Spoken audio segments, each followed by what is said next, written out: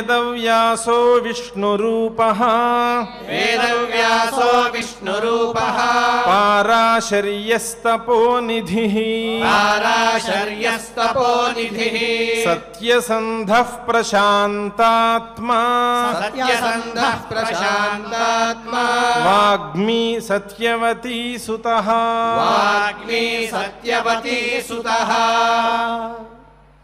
శ్రీ గురుభ్యో నమః. నిన్నటి వరకు మనం శ్రీమద్భగవద్గీత గ్రంథంలో 8 అధ్యాయాలను చక్కగా అధ్యయనం చేసుకున్నాం. ఈరోజు మనం 9వ అధ్యాయాన్ని 9వ అధ్యాయాన్ని ప్రారంభించబోతున్నాం. ఈ 9వ అధ్యాయానికి రాజవిద్యా రాజగుహ్య యోగం అనే పేరు ప్రసిద్ధంగా ఉన్నది. ఇందులో పరమాత్మ జ్ఞానం, అతి రహస్యమైనటువంటి పరమాత్మ జ్ఞానం గురించిన వివరణను ఇవ్వబోతున్నాడు. అందువలన దీనికి రాజవిద్య రాజగుహ్య యోగం అనే పేరు సార్థకంగా ఉంది. ఈ అధ్యాయాన్ని పరమాత్మ ఇలా ప్రారంభిస్తున్నాడు. శ్రీ భగవానువాచ ఇదంతుతే గుహ్యతమం ప్రవక్ష్యామ్యనసూయవే జ్ఞానం విజ్ఞాన సహితం యజ్ఞాత్వా మోక్ష్యసే అశుభాత్ అని. ఓ అర్జున, ఇదంతుతే గుహ్యతమం, ఇదం ఇంతవరకు కొంత దూరం నీకు పరమాత్మ జ్ఞానం గురించి చెప్పాను. ఇక మీద పై అధ్యాయాలలో కూడా చెప్పబోతూ ఉన్నాను. అటువంటి పరమాత్మ జ్ఞానాన్నే మళ్ళీ కూడా చెప్తున్నాను. ఇదంతుతే. కానీ ఆ పరమాత్మ జ్ఞానం గత అధ్యాయం కంటే కొద్దిగా భిన్నంగా ఉంటుంది, కొద్దిగా చిన్న అంశంలో భిన్నంగా ఉంటుంది. అందువలన ఇదంతు తే గుహ్యతమం, ఆ పరమాత్మ జ్ఞానాన్ని గత అధ్యాయం కంటే కూడా కొంచెం విలక్షణంగా ఉండేటువంటి రీతిలో నేను నీకు చెప్పబోతున్నాను. ఈ చెప్పబోయే విషయం గుహ్యతమం, రహస్యాలలో కల్లా కూడా 3 స్థాయిల పైన ఉండేటువంటి రహస్యం ఇది గుహ్యతమం. ఇటువంటి అతి రహస్యమైన పరమాత్మ జ్ఞానాన్ని నీకు నేను చెప్పబోతున్నాను. ప్రవక్ష్యామి. నీకే ఎందుకు చెప్పబోతున్నాను అన్నదానికి కారణం అనసూయవే. నీకు ఏ రకమైనటువంటి అసూయాది దోషాలు లేవు. అసూయ అంటే గురువులలోనూ పెద్దలలోనూ లేదా ఎవరిలోనైనా సరే గుణాలు ఉంటే ఆ గుణాలను దోషాలుగా చూచిన దోషాలను మాత్రమే బయటకు వెల్లడించటం, ఆ గుణాలను దోషాలుగా చూసి దోషాలను ప్రచారం చేసుకోవటం, దీన్ని అసూయ అనాలి. ఇటువంటి అసూయాది దోషాలు నీలో ఏమీ లేవు కాబట్టి నీవు ఇటువంటి బ్రహ్మ విద్యకు యోగ్యుడివై ఉన్నావు. యోగ్యుడివి కాబట్టి నీకు నేను ఉపదేశం చేస్తున్నాను. ఆ విజ్ఞానాన్ని నేను, ఆ పరమాత్మ జ్ఞానాన్ని ఏ విధంగా నీకు ఉపదేశం చేస్తాను అంటే జ్ఞానం విజ్ఞాన సహితం. కేవలం నా వాక్యాల వలన నీకు కేవలం శబ్దాల వలన కలిగేటువంటి జ్ఞానం మాత్రమే కాకుండా, శబ్దాల వలన కలిగేటువంటి జ్ఞానంతో పూర్తయిపోకుండా అది నీ యొక్క సాక్షాత్కారం వరకు, నీవు ప్రత్యక్షంగా పరమాత్మను చూసే స్థాయి వరకు తీసుకువెళ్ళగలుగుతుంది. అటువంటి విజ్ఞాన సహితం, విజ్ఞానం విశేషణ జ్ఞానం అంటే పరమాత్మ సాక్షాత్కారాన్ని కలిగేంత వరకు తీసుకువెళ్ళగలిగినటువంటి పరమాత్మ జ్ఞానాన్ని నేను నీకు బోధిస్తాను. ఇలాంటి పరమాత్మ జ్ఞానం ఎందుకు అనే ప్రశ్న వేసుకోకూడదు. ఎందుకంటే యజ్ఞాత్వా మోక్ష్యసే అశుభాత్. అశుభకరం లేదా అనర్థకరమైనటువంటి అజ్ఞానం నుండి నీవు పూర్తిగా బయటపడతావు. ఈ జ్ఞానం గనక నీకు కలిగినట్లయితే, పరమాత్మ తత్వజ్ఞానం గనక సాక్షాత్కారం వరకు వెళ్ళినట్లయితే, పరమాత్మ తత్వజ్ఞానం పరిపూర్ణంగా స్థిరంగా హృదయంలో నిలిచినట్లయితే, హృదయంలో ఉండేటువంటి అజ్ఞానం పూర్తిగా తొలగిపోతుంది. అజ్ఞానం తొలగిపోవటం వలన అజ్ఞానం వలన కలిగేటువంటి అనర్థాలన్నీ కూడా పూర్తిగా పోతాయి. అందువలన అశుభం అనేటువంటి మాటకు ప్రసక్తి లేకుండా ఉంటుంది. మోక్ష్యసే అశుభాత్ అని చెప్తున్నాడు. ఈ విషయాన్ని పరమాత్మ ఇక్కడే ఇలాగే ఎందుకు ప్రారంభం చేసుకున్నాడు, ఇక్కడే మళ్ళీ ఇంకొకసారి జ్ఞానం విజ్ఞాన సహితం అనే మాట ఎందుకు అంటున్నాడు అనే విషయాన్ని సంగ్రహంగా మనం చూసుకోవాలి.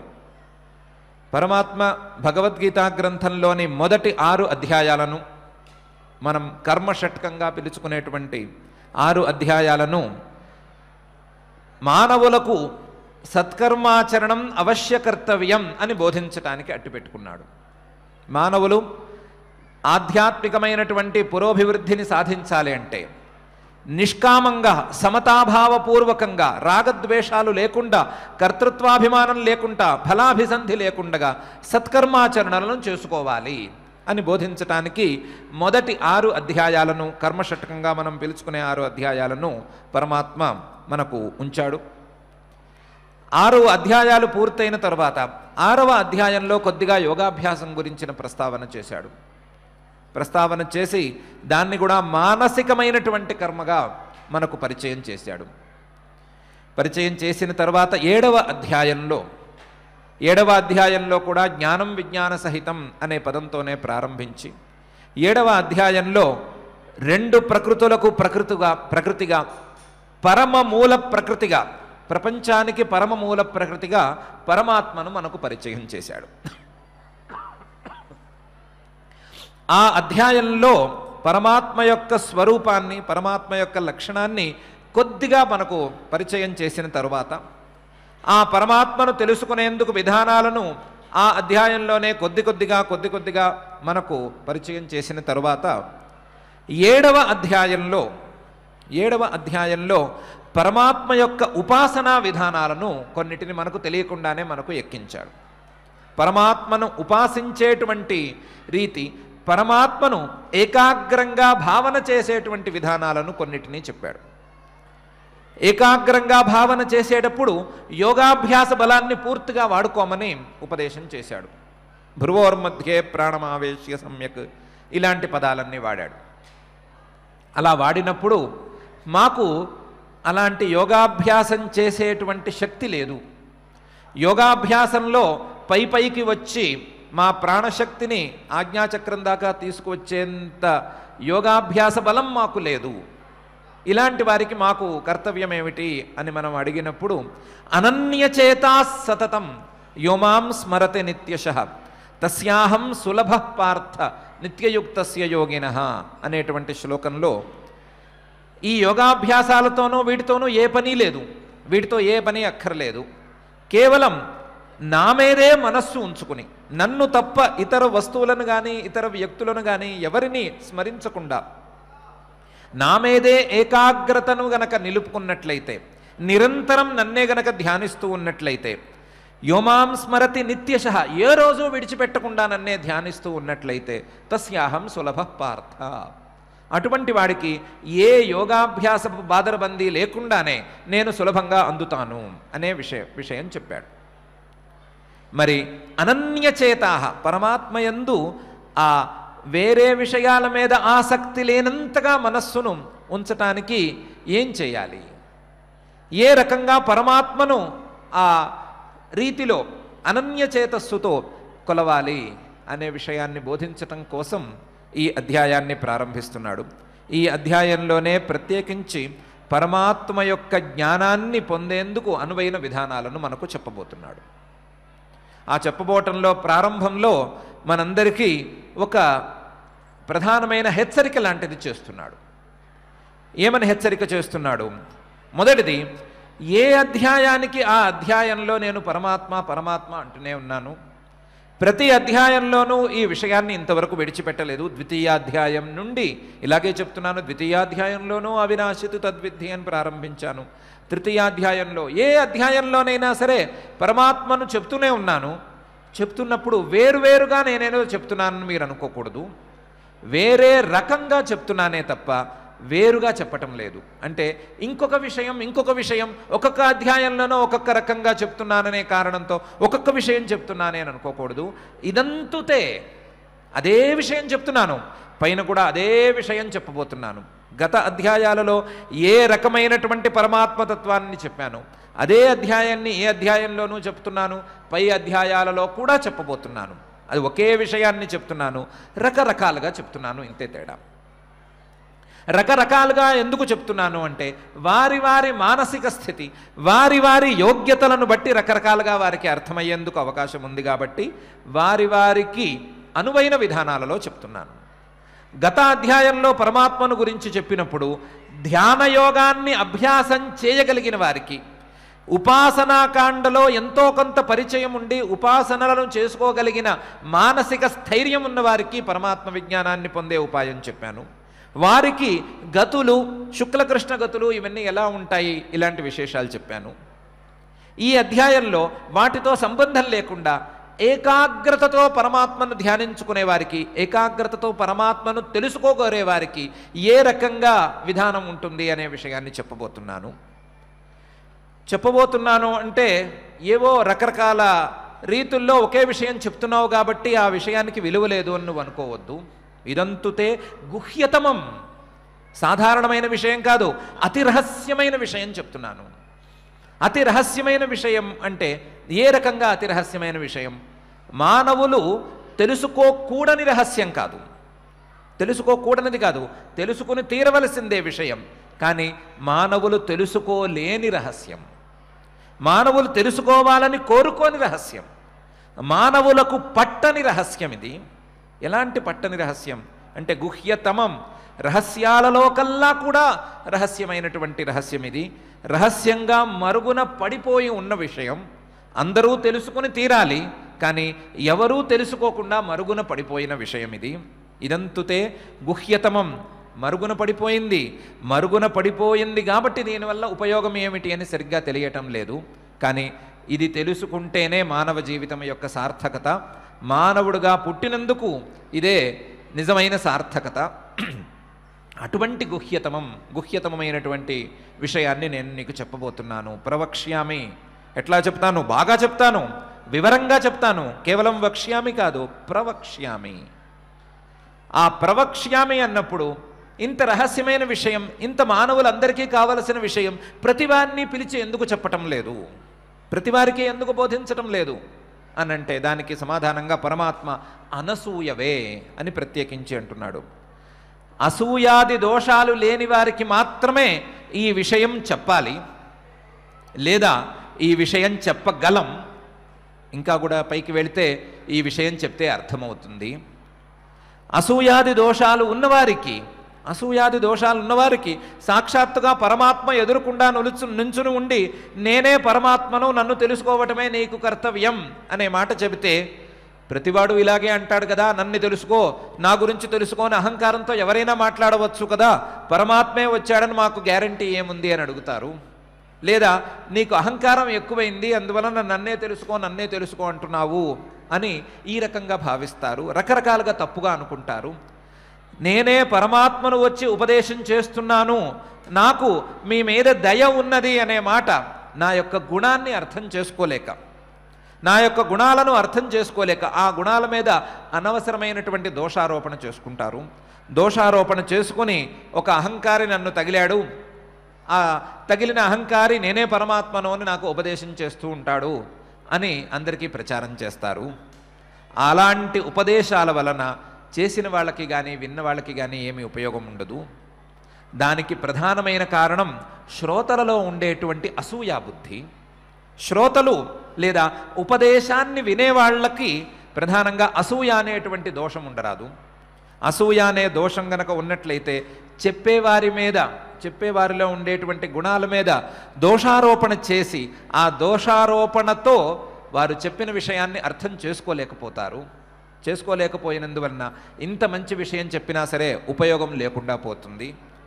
నీకు ఆ దోషం లేదు కాబట్టి, అసూయ అనే దోషం నీకు లేదు కాబట్టి, ఇన్ని అధ్యాయాలుగా నేను ఇన్ని విషయాలను ఉపదేశం చేస్తుంటే ఏ దశలోనూ నీవు నీ వినయాన్ని తగ్గించుకోలేదు కాబట్టి, ఏ దశలోనూ నీవు చెప్పినటువంటి విషయం నాకు సరిగ్గా అర్థం కాలేదు అని అంటున్నావే తప్ప నీకు చెప్పటం చేత కాదు అనే మాట అనటం లేదు కాబట్టి, ప్రత్యేకించి నీకు అసూయ అనే గుణం ఏమాత్రం లేదు అని నాకు స్థిరంగా తెలిసిపోతోంది.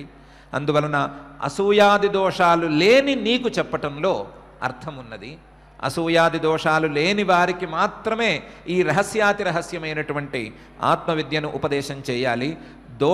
దోషం ఉన్నవారికి లేదా దోషభూయిష్ఠులైనటువంటి వారికి ఇలాంటి ఆత్మవిద్యలను ఉపదేశం చేస్తే బూడిదలో పోసిన పన్నీరు అవుతుంది అని ప్రత్యేకించి చెప్పడానికి అనసూయవే అని కూడా చెప్పాడు. ఇటువంటి జ్ఞానం, ఇటువంటి పరమాత్మ జ్ఞానం క్రమంగా గనక సాధించుకున్నట్లయితే, క్రమంగా గనక పరమాత్మే చెప్పబోతున్నటువంటి విధానాలలో సాధించుకున్నట్లయితే, అభ్యాసం చేసుకున్నట్లయితే విజ్ఞానం వరకు తీసుకువెళుతుంది. విజ్ఞానం అంటే పరమాత్మను కళ్ళతో చూసినంత ప్రత్యక్షంగా చూడగలగటం, అంత సాక్షాత్కారాన్ని పొందగలగటం దాకా తీసుకువెళుతుంది. అటువంటి సాక్షాత్కారానికి దారి తీసే జ్ఞానాన్ని నేను నీకు ఉపదేశం చేస్తాను. జ్ఞానం విజ్ఞాన సహితం. ఈ జ్ఞానం విజ్ఞాన సహితమైనటువంటి ఈ జ్ఞానానికి ఫలితం ఏమిటంటే యజ్ఞాత్వా మోక్ష్యసే అశుభాత్. అశుభమైనటువంటి ఈ అనర్థకరమైనటువంటి అజ్ఞానం నుండి నువ్వు బయటపడతావు. ఈ అజ్ఞానం వల్ల కలిగినటువంటి సంసారం నుండి బయటపడతావు. ఈ సంసారం వల్ల కలిగేటువంటి కష్టాల నుండి, బాధల నుండి నువ్వు పూర్తిగా బయటపడతావు. ఏ రకమైనటువంటి దుఃఖ సంస్పర్శ లేని శాశ్వతమైన ఆనందాన్ని పొందగలుగుతావు అని పరమాత్మ మొదటి శ్లోకంలో, ప్రతిజ్ఞా శ్లోకంలో అర్జునుడి లాంటి మనల్ని కూడా ఉద్దేశించి ఏమి ఈ అధ్యాయంలో చెప్పబోతున్నాను అనే విషయాన్ని ప్రత్యేకించి ప్రస్తావన చేస్తున్నాడు. ప్రస్తావన చేయటంలో చాలా ముఖ్యమైనటువంటి విషయాలను రెండు మనకు ఇక్కడ చెప్తున్నాడు. ఒకటి, పరమాత్మ చెప్తున్నటువంటి విషయం ఒకటే. ప్రతి అధ్యాయంలోనూ వచ్చేటువంటి పరమాత్మతత్వం ఒకే రకంగా ఉంటుంది, కానీ చెప్పే విధానాలు కొద్ది కొద్దిగా మారిపోతూ ఉంటాయి అనేది ఒక విషయం. రెండవ విషయం, ఆత్మవిద్య అనేది అతి గుహ్యమైనటువంటి విషయం. ఇటువంటి గుహ్యమైన విషయం ఎవరైనా మహానుభావులు ఎవరికైనా ఉపదేశం చేయలేదు అనంటే, ఉపదేశాన్ని పొందలేకపోవటం అనేది జరిగినట్లయితే ఉపదేశం చేయించుకునేవాడికి లేదా ఆ ఉపదేశం పొందలేని వాడికి ఏదో ఒక దోషం ఉన్నట్లే. అందులో ప్రధానమైన దోషం అసూయ అనేటువంటి దోషం. ఈ అసూయ అనే దోషం ఏమాత్రం విద్యార్థులకు లేదా విద్యను కోరేవారికి, శిష్యులకు ఎవరికి ఏమాత్రం ఉండరాదు. ఎవరి మీద అసూయ ఉండరాదు, అందులోనూ గురువుల మీద అస్సలే అసూయ ఉండరాదు, కొంచెం కూడా అసూయ ఉండరాదు. అసూయ ఉన్నట్లయితే విద్య ఏమాత్రం అందదు అనే విషయాన్ని కూడా ప్రత్యేకించి చెప్తున్నాడు. రెండవ విషయాన్ని, ప్రవక్ష్యాం యనసూయవే, అసూయ లేదు కాబట్టే నీకు చెప్తున్నాను అనటం ద్వారా అసూయ ఉంటే విద్య అందదు అనే విషయాన్ని ప్రత్యక్షంగా పరమాత్మ మనకు గుర్తు చేస్తున్నాడు. ఎన్ని ఉదాహరణలలో, ఎన్ని ఉపాఖ్యానాలలో అసూయా దోషం వలన విద్యార్థులు సరియైన విద్యను అందుకోలేక నానా కష్టాలు పడ్డారు అనేది ఉంది అని చెప్పటం అనేది చాలా కష్టం. చాలామంది శిష్యులు గురువుల యొక్క గుణాల మీద దోషారోపణ చేసుకుని అనవసరంగా వారి గుణాలను దోషాలుగా భావించి ఆ దోషాల భావన ద్వారా, ఆ దోష భావన ద్వారా తాము నష్టపోయారు అనే సంగతి ఎంత విస్తృతంగా మనకు అందుతోందో చెప్పక్కర్లేదు. అందులో ఒక చాలా చమత్కారపూర్ణమైనటువంటి చిన్న కథ. ఒక మహర్షి గారు ఇద్దరు శిష్యులకు విద్యాబోధన చేస్తున్నారు. ఇద్దరూ చక్కగానే చదువుకుంటున్నారు. చదువుకుంటూ ఉండగా ఆ మహర్షి గారు పక్కన ఆశ్రమంలో ఉండేటువంటి మహర్షి గారికి అవసాన దశ సమీపించి ఉంది, ఆయన్ని చూసి వద్దాము అని ఆయన దగ్గరకు వెళ్ళారు. పక్కన మహర్షి గారి దగ్గరికి. ఆయన చాలా వృద్ధుడు, చాలా సాధన చేసుకున్నవాడు ఆయన. ఆ మహర్షి గారు, రెండో మహర్షి గారు అవసాన దశలో ఉన్నాడు. ఈ మహర్షి గారు వెళ్ళంగానే కన్నీళ్లు పెట్టుకుని నాకు వేరే కోరికలు లేవు, ఏదో నేను చేసుకున్నంత సాధన చేసుకున్నాను, జీవితం అయితే సమాప్తమైపోతోంది అని తెలిసిపోతోంది. ఒకే ఒక బెంగ మిగిలింది, నాకు ఇద్దరు ఆడపిల్లలు ఉన్నారు. ఈ ఆడపిల్లలను మంచి అయ్యల చేతిలో పెట్టి నేను ఈ శరీరాన్ని విడిచిపెడితే బాగుండేది, కానీ ఎందుకో అటువంటి పరిస్థితి నాకు ఇంతవరకు సరిపడలేదు. నీవు నాకు చిన్న సహాయం చేసి పెట్టగలిగితే, నా పిల్లలిద్దరినీ జాగ్రత్తగా మంచి యోగ్యుల చేతుల్లో నువ్వు పెట్టగలిగితే నేను ఈ మాత్రం దిగులు కూడా లేకుండా శరీరాన్ని విడిచిపెట్టుకోగలుగుతాను అన్నాడు. మహర్షి గారు దానికేం అభ్యంతరం పెట్టలేదు, తప్పకుండా చేస్తాను, ఇబ్బంది ఏం లేదు, నువ్వు మాత్రం దిగులు పడవద్దు అని ఆయనకి మాట ఇచ్చారు. రెండవ మహర్షి గారు అప్పటికప్పుడు దిగులు లేకుండా శరీరాన్ని విడిచిపెట్టారు.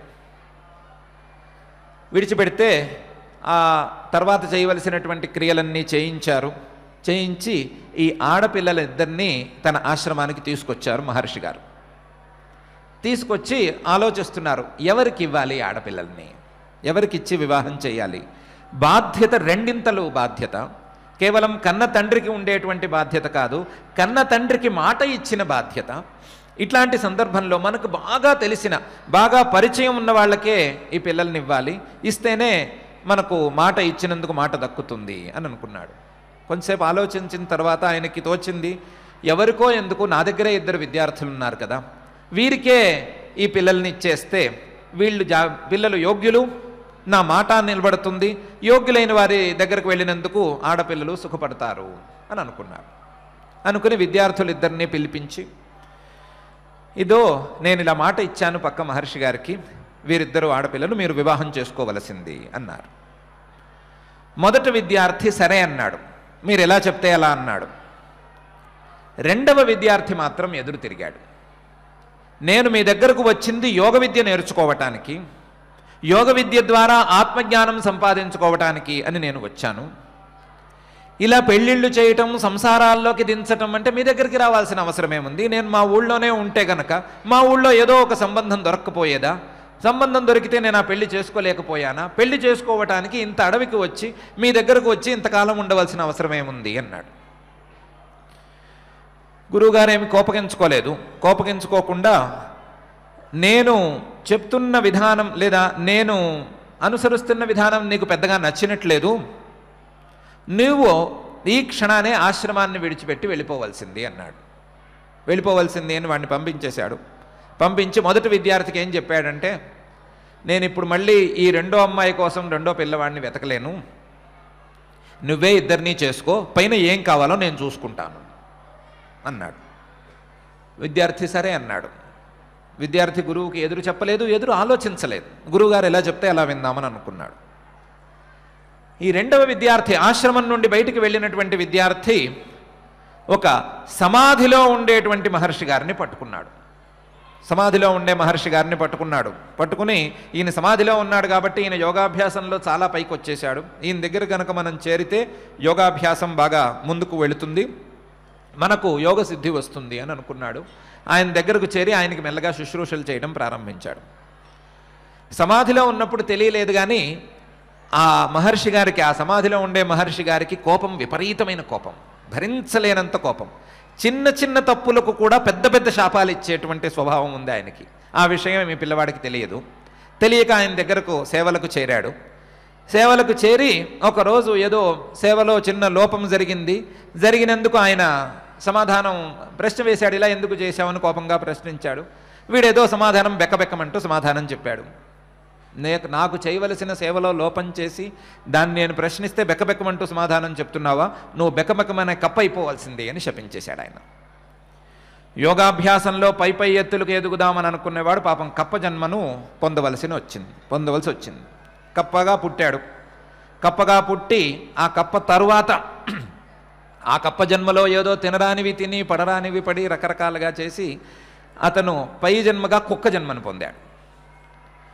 ఈ కుక్క జన్మ పొంది అదే అడవిలో ఆ అడవిలో కుక్కగా తిరుగుతూ తనకు మొదలు పాఠం చెప్పినటువంటి గురువుగారు ఆశ్రమానికి వెళ్ళాడు. ఏదో సందర్భంలో వెళ్ళేసరికి అక్కడ గురువుగారు ఉన్నారు, మొదటి శిష్యుడు ఉన్నాడు, ఆయనకి 2 భార్యలు ఉన్నారు. 2 భార్యలు ఉన్నారు. ఒక్కసారి కుక్క జన్మలో ఉన్నా సరే చూస్తాడు కదా, వాళ్ళిద్దరూ ఎవరు, భార్యలిద్దరూ, భర్త గారు, ముగ్గురు కూడా ఈ రెండవ శిష్యుడు యోగాభ్యాసం ఎంత చేయాలనుకున్నాడో దానికి చాలా రెట్లు పై ఎత్తు యోగాభ్యాసం చేసుకుని సిద్ధంగా ఉన్నారు.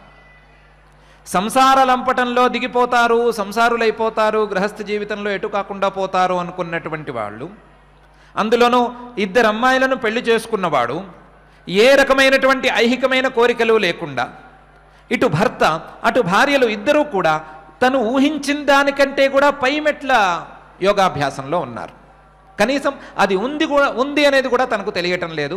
ఆ స్థాయిలో ఉన్నారని చూస్తేనే అర్థమైపోతుంది. ఈ లోపల గురువుగారు వచ్చారు. గురువుగారు వచ్చి, ఎరా కుక్క ఏంటి పరిస్థితి అని అడిగారు.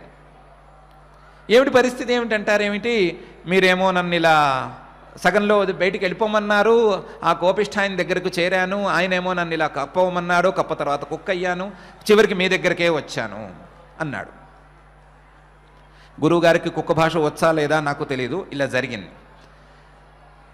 ఆ సంఘటన తర్వాత గురువుగారు అన్నారు, ఒరే అబ్బాయి ఈ విషయం నాకు తెలుసు, ఈ విషయం నాకు చక్కగా తెలుసు, గృహస్థ జీవితం యోగాభ్యాసానికి ఆటంకం అని నీకెవరు చెప్పారు?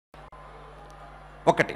రెండవది, గురువుగా నేను ఆజ్ఞాపించిన తర్వాత, గురువుగా నా మాట ప్రతిదీ ఆజ్ఞే, నేను ఒకసారి ఆజ్ఞాపించిన తర్వాత ఆ ఆజ్ఞను పాటించాలి అని అనుకోవాలి తప్ప, ఒకవేళ ఆజ్ఞను పాటించలేకపోతే ఏదో విధంగా నేను పాటించలేకపోతున్నా నేను ప్రార్థించుకోవాలే తప్ప నన్ను అధిక్షేపించటం అనేది నీకు సరి అయిన పనేనా? అందులోనూ నేను ఏ అభిప్రాయంతో ఈ పిల్లని పెళ్లి చేసుకోమంటున్నానో సరిగ్గా అర్థం చేసుకోకుండా, ఆ పిల్లను పెళ్లి చేసుకుంటే ఇద్దరూ కలిసి యోగాభ్యాసం చేసుకుంటారు, ఇద్దరూ కలిసి తత్వజ్ఞానం కోసం ఆధ్యాత్మికంగా పురోభివృద్ధిని సాధించడం కోసం ప్రయత్నం చేసుకుంటారు అని నేను అనుకుంటున్నాను అని అర్థం చేసుకోలేక, మీరు నన్ను సంసార లంపటంలోకి దించుతారా అని నా గుణాల మీద దోషారోపణ చేయటం అనేది నీకు ఎంతవరకు పనికొస్తుందిరా? ఇక్కడి నుంచి బయటికి వెళ్ళావు, వెళ్ళిన వాడివి, పోనీ ఆయన దగ్గరైనా సరిగ్గా ఉన్నావా? ఆయన కోపిష్ఠివాడు అని అంటున్నావు, ఇప్పుడు కోపిష్ఠివాడి దగ్గరికి వెళ్ళాల్సి వచ్చింది, ఆయన నన్ను శపించాడు అని నువ్వు అంటున్నావు. ఆయన కోపిష్ఠివాడు నీకు ఎవరు చెప్పారు? సమాధి స్థాయి దాకా వెళ్ళిన వాళ్ళకి, సమాధి స్థితిని సంపాదించుకోగలిగిన వాళ్ళకి కోపం లాంటి సాధారణమైన దోషాలు ఎందుకు ఉంటాయని అనుకున్నావు? నీకు అసలు యోగం గురించి ఏమి తెలుసు? ఆయన నిన్ను ఏ రకంగా అనుగ్రహించదలుచుకున్నాడో నీకేమర్థం తెలుసు? నీలో ఉండేటువంటి దోషాలను సాధారణ మానవ జీవితంలో పోగొట్టడం కుదరదు అనే విషయం అర్థం చేసుకుని ఆయన నిన్ను తొందరగా అనుగ్రహించడం కోసం నీకు వరుసగా 2 జన్మలను ఇచ్చేస్తే నీలో ఉండేటువంటి పాపాలు, నీలో ఉండేటువంటి దోషాలు ఇవన్నీ పోతాయి. దానితో పాటు పూర్వజన్మ సంస్కారాన్ని అలాగే ఉంచితే గనక అయ్యో నేను సాధించలేకపోయాను అనే పశ్చాత్తాపం నిన్ను బాధిస్తూ ఉంటుంది. పశ్చాత్తాపంతోనూ ఈ రకమైనటువంటి దుఃఖంతోనూ నువ్వు శోధనకు గురి అవుతావు అనే కారణంతో కదా ఆయన నీకు ఇలా శాపంలాగా ఇచ్చాడు. ఆయన ఇచ్చింది శాపమే కాదు, ఆయన నీకు వరం ఇచ్చాడు. ఆయన నిన్ను తొందరగా పైకి తీసుకెళదామని అనుకుంచాడు. అది కూడా అర్థం చేసుకోలేకపోతున్నావు ఇప్పటికీ నువ్వు. గురువుల మీద కానీ వారి వాక్యాల మీద కానీ దోషారోపణ చేసేవారికి ఇదే గతిరా పట్టేది, ఈ కుక్క గతే పడుతుందిరా. అలాంటి తప్పులు ఎవరూ చేయకూడదు. ఆ అసూయాగుణం అనేది పనికిరాదు. ఎప్పటికైనా నేనే నీకు గతి, ఎప్పటికైనా నేనే నీకు మార్గోపదేశం చేసేవాడిని. ఈ జన్మలోనైనా, ఈ కుక్క జన్మలోనైనా జాగ్రత్తగా ఈ అసూయాగుణాన్ని విడిచిపెట్టుకుని, అసూయాగుణాన్ని తగ్గించుకుని జాగ్రత్తగా మళ్ళీ మనుష్య జన్మను సంపాదించుకుని నా దగ్గరకు రా, నేను నీకు సరి అయిన ఉపదేశం చేస్తాను. నా దగ్గరికే కాదు, నువ్వు కోపిష్ఠివాడు అని పేరు పెట్టిన ఆ మహానుభావుడి దగ్గరికి వెళ్ళినా ఆయన నీకు మంచి ఉపదేశం చేస్తాడు. గురువులలో ప్రత్యేకించి భేదం ఉండదు. గురుతత్వం అనేది పరమాత్మతత్వంతో సమానమైనది. అందువలన నాకు కానీ ఆయనకి కానీ ఏమీ భేదమేమీ లేదు. నేను కానీ ఆయన కానీ ఎవరైనా నీకు ఉపదేశం చేస్తాము. మాకు ఇద్దరికీ కూడా నీ మీద ఏ రకమైన చెడు భావన లేదు. నువ్వు మారాలి అనే భావనే మా ఇద్దరికీ ఉన్నది అని ఆ విద్యార్థికి ఉపదేశం చేశారు. ఆ తర్వాత అతను కుక్క జన్మను పూర్తి చేసుకుని మనుష్య జన్మను పొంది తన అసూయాగుణాన్ని విడిచిపెట్టుకుని గురువులను చేరి చక్కగా గురువుల దగ్గర జ్ఞానోపదేశం పొందాడు అని మనకు ఉపాఖ్యానం తెలియజేస్తోంది. అసూయ అనేది ఎంత నికృష్టమైన జన్మకైనా దారితీస్తుంది. అందులోనూ గురువుల మీద, గురువాక్యాల మీద, వేదాంత వాక్యాల మీద, వేదవాక్యాల మీద, ధర్మ విషయాల మీద, మహానుభావుల మీద అసూయ అనేది ఏమాత్రం పనికిరాని విషయం. అటువంటి అసూయను ఎవరూ దగ్గరకు రానివ్వకూడదు అనే విషయాన్ని స్పష్టంగా చెప్పటం కోసం పరమాత్మ ప్రవక్ష్యామ్యనసూయవే, అసూయా దోషం లేనివాడికే నా ఉపదేశం అందుతుంది అని ప్రత్యేకించి ఈ శ్లోకంలో చెప్తున్నాడు.